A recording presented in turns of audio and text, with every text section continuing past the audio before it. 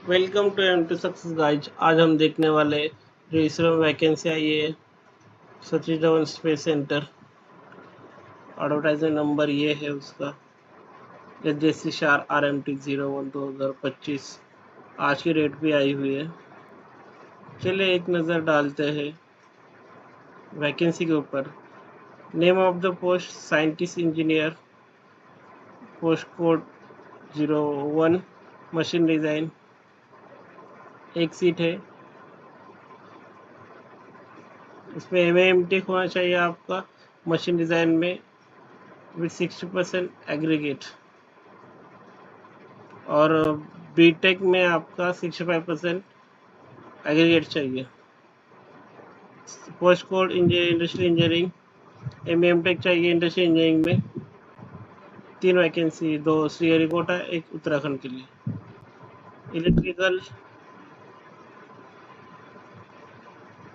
Electrical and electronics engineering,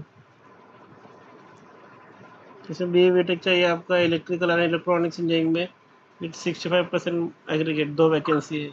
और एक चीज़ मैं आपको बताना चाहता हूँ, जो पोस्ट कोड 1 और 2 के लिए वैकेंसी है उसमें MA/MTech कंपलसरी है। अगर आपका MA/MTech नहीं रहेगा तो आप इसको दोनों पोस्ट 1 और पोस्ट 2 के लिए एलिजिबल नहीं है।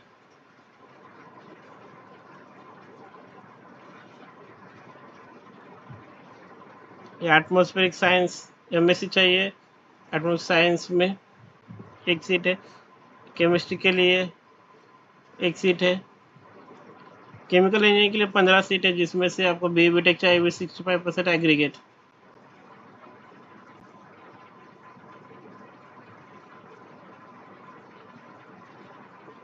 आपका एसेंशियल क्वालिफिकेशन, अगर आपका BTech है तो 4 साल में कंप्लीट होना चाहिए, और MTech है तो 2 साल में कंप्लीट होना चाहिए। चलिए एक नज़र डालते हैं टेक्निकल असिस्टेंट के ऊपर, जिसका बेसिक है 44,900। केमिकल के लिए 3 सीट है, जिसमें फर्स्ट क्लास डिप्लोमा चाहिए आपका केमिकल इंजीनियरिंग से। मैकेनिकल 10 सीट है, देख सकते हैं। जनरल की 4, OBC के, SC ST WS के। इसमें भी आपको फर्स्ट क्लास डिप्लोमा चाहिए। रायसनी यूनिट है जो कि रायगढ़ महाराष्ट्र में इसरो का, उसके लिए 1 सीट है ST की। ऑटोमोबाइल की 5 सीट है। युवा SC WS देख सकते हैं आपको जिस प्रकार है। इलेक्ट्रिकल इंजीनियरिंग और इलेक्ट्रिकल एंड इलेक्ट्रॉनिक्स के लिए 2 सीट है SC और UR के लिए। सिविल इंजीनियरिंग के लिए 1 सीट है, OBC की 1 सीट है। कंप्यूटर साइंस के लिए 2 सीटें UR और SC के लिए। इलेक्ट्रॉनिक्स कम्युनिकेशन के लिए 2 सीटें, जिसमें महाराष्ट्र के लिए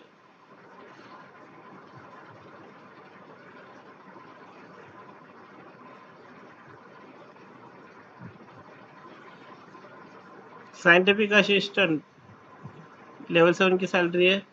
केमिस्ट्री के लिए 1 सीट है महाराष्ट्र में, BSc केमिस्ट्री जिनका वो लोग अप्लाई कर सकते हैं। Computer science same. Fine photography visual arts, इसके लिए 1 सीट है। लाइब्रेशन के लिए 1 सीट है, जिसमें आपका मास्टर डिग्री होना चाहिए लाइब्रेरी साइंस में। रेडियोग्राफर के लिए 1 सीट है, जिसमें आपका रेडियोग्राफी में डिप्लोमा होना चाहिए। टेक्नीशियन के लिए देखते हैं केमिकल, जिसमें आपका 6 सीटें, और ITI होना चाहिए आपका chemical attendant operator, instrument mechanic chemical, maintenance mechanical chemical, laboratory assistant chemical. और सेम पोस्ट है महाराष्ट्र के लिए, 7 पोस्ट है, सेम क्वालिफिकेशन। इलेक्ट्रीशियन के लिए 6 सीटें हैं, जिसमें UR की 2, OBC की 1,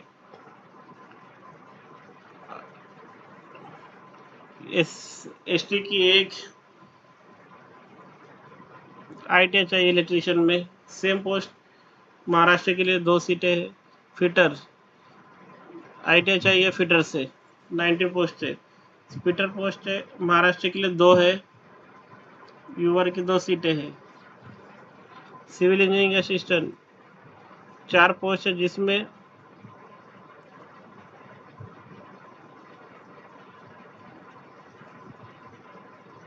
आपका आईटीआई चाहिए सिविल इंजीनियरिंग असिस्टेंट ट्रेड से। आरएसी के लिए 5 सीटें हैं, यूआर देख सकते हैं आप। पंप मैकेनिक के लिए 1 सीट है। फोटोग्राफी के लिए 1 सीट है। फोटोग्राफी में आईटीआई चाहिए। इलेक्ट्रॉनिक मैकेनिक की 12 सीटें। आईटीआई चाहिए आपका इलेक्ट्रॉनिक मैकेनिक में। बॉयलर अटेंडेंट के लिए 2 सीटें महाराष्ट्र के लिए, उसमें भी आपको आईटीआई चाहिए बॉयलर अटेंडेंट का। डीजल मैकेनिक के लिए 1 सीट है। डीजल मैकेनिक आईटीआई चाहिए। इंस्ट्रूमेंट मैकेनिक के लिए 1 है। ड्राफ्ट्समैन के लिए सिविल की 1 सीट है। पीडब्ल्यू कैंडिडेट के लिए, जिसमें आपका ड्राफ्ट्समैन सिविल में आईटीआई चाहिए। कुक के लिए 1 सीट, 3 सीटें हैं यहाँ पर, जिसमें 10th और आपका 5 साल का एक्सपीरियंस चाहिए।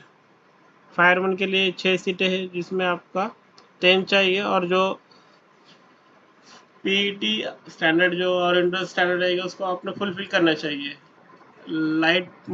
लाइट व्हीकल ड्राइवर के लिए 3 सीटें हैं, जिसमें आपका 10 चाहिए और 3 साल का एक्सपीरियंस चाहिए।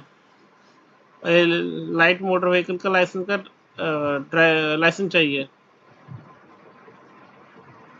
आईपीआरसी महिंद्रा के लिए नर्स की 1 पोस्ट है, जिसमें आपका नर्सिंग में डिप्लोमा चाहिए, फर्स्ट क्लास डिप्लोमा 3 साल का।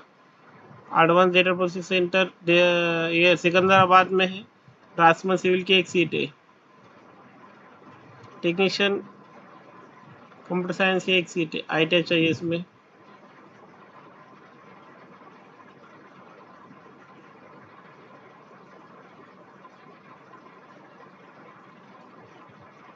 यहाँ पर दिया है नेचर ऑफ जॉब, जो हर साइंटिस्ट वगैरह जो टेक्नीशियन को क्या क्या जॉब करना होगा, तो एक बार देख लीजिए।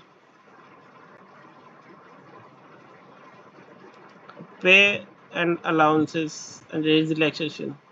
अभी हम डिस्कस करते हैं जो साइंटिस्ट एमएमटी की पोस्ट है, उसमें सिर्फ यहाँ पर बेसिक प्लस दिया है। अगर आप उसको पूरा कैलकुलेट करेंगे तो 1,16,844 रुपये सैलरी बनती है, ग्रॉस सैलरी साइंटिस्ट के लिए, जिसकी एज लिमिट है 18 से 30 साल। पोस्ट कोड 3 से 6, तो साइंटिस्ट बीटेक उनके लिए 18 से 28 साल है, सेम सैलरी उनके लिए भी है।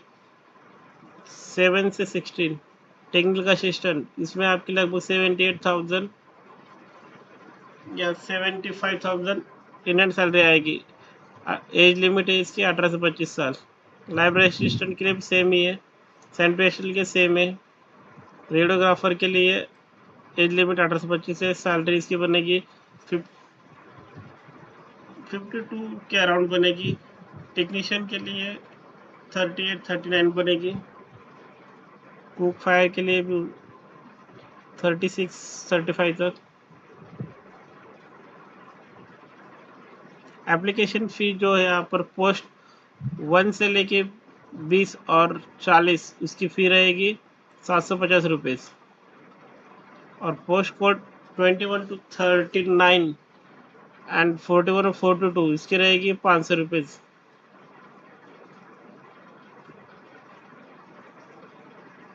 सिलेक्शन प्रोसेस देखते हैं। जो साइंटिस्ट उसका रहेगा रिटर्न टेस्ट रहेगा, उसके बाद में उसको इंटरव्यू रहेगा। इंटरव्यू में 1:5 के रेशो बुलाया जाएगा, जिसमें आपको रिटर्न में 50% मार्क्स लाना ज़रूरी है, और जिसमें 50% रिटर्न का वेटेज रहेगा और 50% इंटरव्यू का मार्क्स का वेटेज रहेगा। तो कुछ इस प्रकार है, देख सकते हैं आप। पार्ट ए में आपको टेक्निकल रहेगा, पार्ट बी में नॉन टेक्निकल रहेगा, रीजनिंग एबिलिटी, और डिस्क्रिप्टिव रहेगा पार्ट सी पे, जो कि 20 मार्क का रहेगा। ये 20 मार्क का, और ये 60 नंबर का रहेगा। ये एम टेक के लिए, और ये बी टेक जिनका किया उनके लिए ये सिलेबस रहेगा, जिसमें आपको हर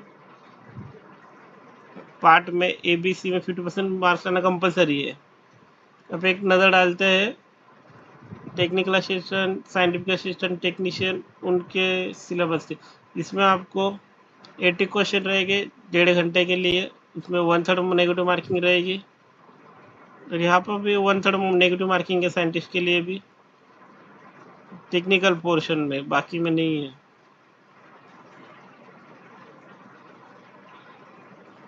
और यहाँ पे मिनिमम क्राइटेरिया दिया है उन्होंने आपको, पासिंग क्राइटेरिया 32 मार्क्स, लेकिन ये कुछ मैटर नहीं करता है।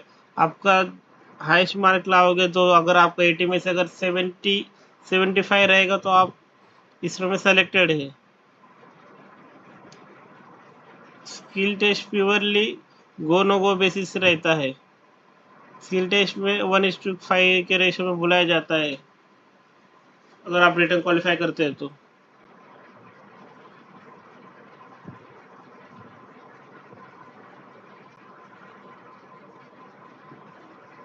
एग्जाम सेंटर साइंटिस्ट इंजीनियर के लिए देखते हैं चेन्नई, तिरुवनंतपुरम, बैंगलोर, देहरादून, गुंटूर।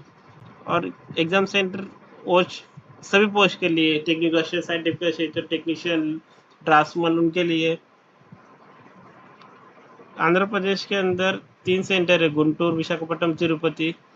आसाम में गुवाहाटी है, बिहार में पटना, दिल्ली में दिल्ली है, अहमदाबाद में अहमदाबाद है, कर्नाटक में बैंगलोर सेंटर है, केरला में एक सेंटर तिरुवनंतपुरम में, भोपाल में मध्य प्रदेश है, मध्य प्रदेश में भोपाल सेंटर है, चेन्नई, महाराष्ट्र में 2 सेंटर है, मुंबई, नागपुर, उड़ीसा में भुवनेश्वर है, तमिलनाडु में 2 सेंटर है, चेन्नई और तिरुनेलवेली, तेलंगाना में हैदराबाद, उत्तर प्रदेश में लखनऊ है, उत्तराखंड, हिमाचल प्रदेश के लिए देहरादून है, और कोलकाता के लिए, कोलकाता का जो सेंटर है वो एक सेंटर है।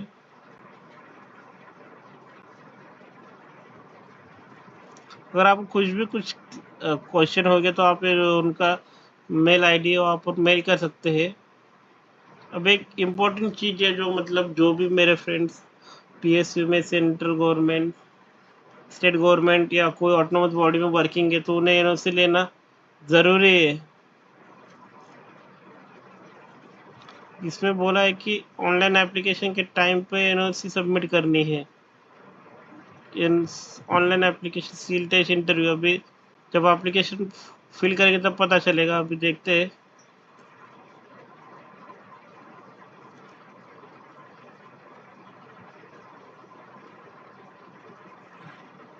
Online opening date of online registration 16/10/2025 है, और क्लोजिंग डेट इसकी 14/11/2025 है, शाम के 5 बजे तक। ये देख लीजिए, क्योंकि बहुत सारे मेरे फ्रेंड्स को उनको लगता है कि 12 बजे तक, लेकिन ऐसा नहीं है, यहाँ पे आप 5 बजे तक है। अगर आपको वीडियो अच्छी लगी होगी तो please like, share and subscribe. M two success signing off. Thank you.